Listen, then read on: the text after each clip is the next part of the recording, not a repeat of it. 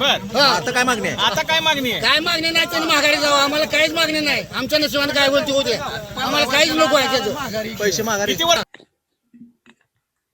सर्वांना नमस्कार. अहिल्याज डायरी या यूट्यूब चॅनलमध्ये आज थोडासा वेगळा प्रयत्न करत आहे. महाराष्ट्रात, देशभरात जी काही परिस्थिती निर्माण झाली आहे त्यातून शेतकऱ्यांचे कधीही न भरून निघणारे असे नुकसान झालेले आहे. पण या सगळ्यातही आपला शेतकरी किती जोमाने, किती धैर्याने या संकटाला सामोरे जात आहे याचं मला कौतुकच वाटतंय. यावरून मला कुसुमाग्रजांची एक कविता आठवते. ज्येष्ठ श्रेष्ठ कवींचं हेच मोठेपण असतं. त्यांनी लिहून ठेवलेल्या गोष्टी कितीही काळानंतर किती रिलिव्हंट असतात याचं मला ही कविता एक उदाहरण वाटते.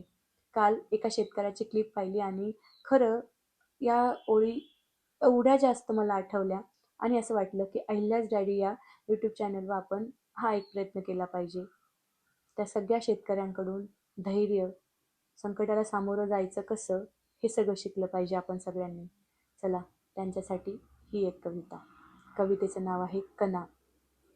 ओळखलत का सर मला पावसात आला कोणी, ओळखलत का सर मला पावसात आला कोणी, कपडे होते कर्दमलेले केसांवरती पाणी, क्षणभर बसला नंतर हसला बोलल्यावरती पाहून, क्षणभर बसला नंतर हसला बोलल्यावरती पाहून, गंगामाई पाहुणी आली गेली घरट्यात राहून, गंगामाई पाहुणी आली गेली घरट्यात राहून, माहेर वाशिन पोळीसारखी चार भिंतीत नाचली, माहेर वाशिन पोळीसारखी चार भिंतीत नाचली, मोकळ्या हाती जाईल कशी बायको मात्र वाचली, मोकळ्या हाती जाईल कशी बायको मात्र वाचली, भिंत खसली चूल विजली होते नव्हते नेले, भिंत खसली चूल विजली होते नव्हते नेले, प्रसाद म्हणून पापण्यांवरती पाणी थोडे ठेवले, प्रसाद म्हणून पापण्यांवरती पाणी थोडे ठेवले, कारभारणीला घेऊन संगे सर आता लढतो आहे, कारभारणीला घेऊन संगे सर आता लढतो आहे, पडकी भिंत बांधतो आहे चिखलगाळ काढतो आहे, खिशाकडे हात जाताच हसत उठला, खिशाकडे हात जाताच हसत उठला,